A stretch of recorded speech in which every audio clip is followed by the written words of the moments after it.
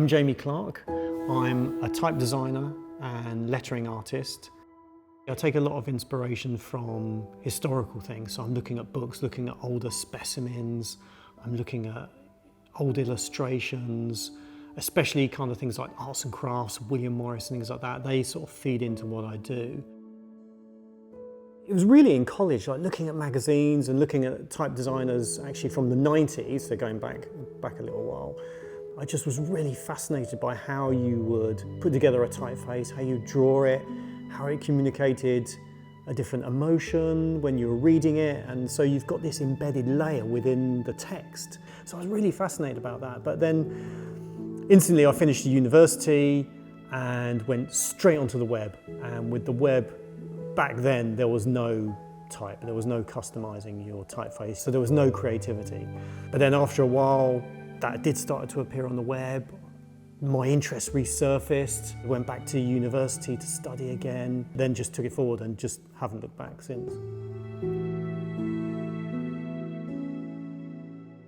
When I first started sort of drawing letters, I was drawing individual letters, but it became clear that they needed some context, they needed some illustration around them to sort of say, well, look, why is there just a big letter? You know, no matter how beautiful it was, the letter needed context. So blending it with illustration and sort of telling this story just gives it a purpose. And then when people are looking at it, they're sort of examining it in this context. They've got all the kind of different elements around it.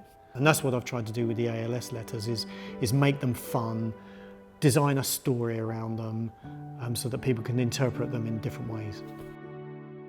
So Checkpoint approached me with a really good brief. It was quite open. They knew exactly what they wanted.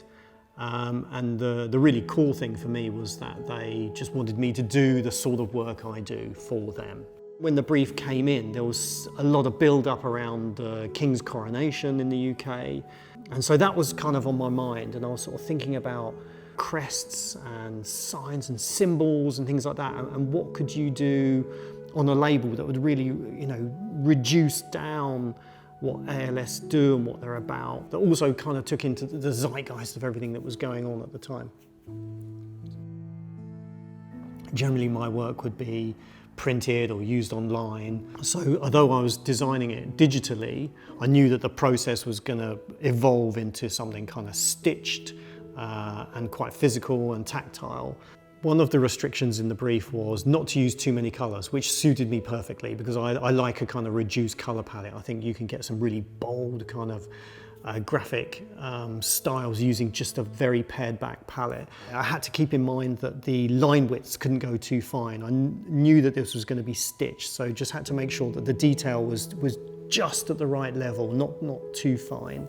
And it was fascinating to understand how these things would work. So depending on what type of fabric they were going to be stitched into would affect the colour of the threading and the stitch work that was going on, how they could overstitch different colours to get different effects. So it was really flexible. So I didn't really feel that there was much of a restriction on what I was doing. After showing the work, they were like, that's fine, we can do that, keep going, keep doing more. So it became evident that they could easily reproduce anything that I could design.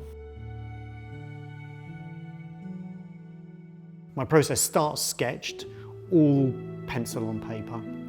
Actually, I draw multiple times. So when you look at my kind of sketchbook and the pieces of paper, there are at least 100 kind of sketches. You can just see it tightening up and evolving. Once the sketches are refined enough, what I'll do is I'll scan them, bring them up on the computer, and then digitally recreate them. So I'm basically drawing over the pencil lines and then adding kind of colour, and then what we can do is play with the colours, see which ones are going together, and then talking to the people at Checkpoint, they talk to me about which colours work really well stitched on which kind of backgrounds, and we can get different effects. So there was matte effects and slightly shinier effects. So that was fascinating to kind of learn about how this vector design could be reproduced in this physical material.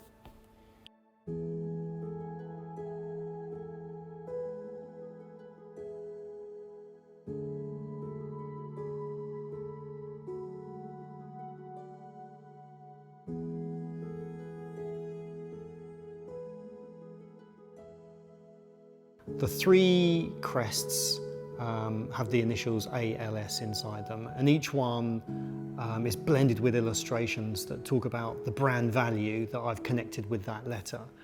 Those three crests sort of dial up to one bigger crest that we designed, which was more talking about the overall company and the overall kind of what ALS were doing within Checkpoint.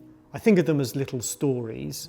They've got lots of elements in them, and I think on face value you look at it and go, oh, that's a beautiful little thing. But then as you look in deeper, you can see these little elements, and the story starts to evolve the closer you look at it. They're colourful, they're slightly jewel-like, and I think, you know, the stitched versions really kind of pop. You know, they've got this lovely colour and you know, the gloss and the shine, and just to hold them physically, I just think it gives it more emphasis. It gives the artwork more emphasis. The fact that you can touch it, you can feel it, it has a shine, it reflects in a certain way. It does things that print just can't do. It does things that digital just can't do. To be able to hold it, to feel it, it's just magic.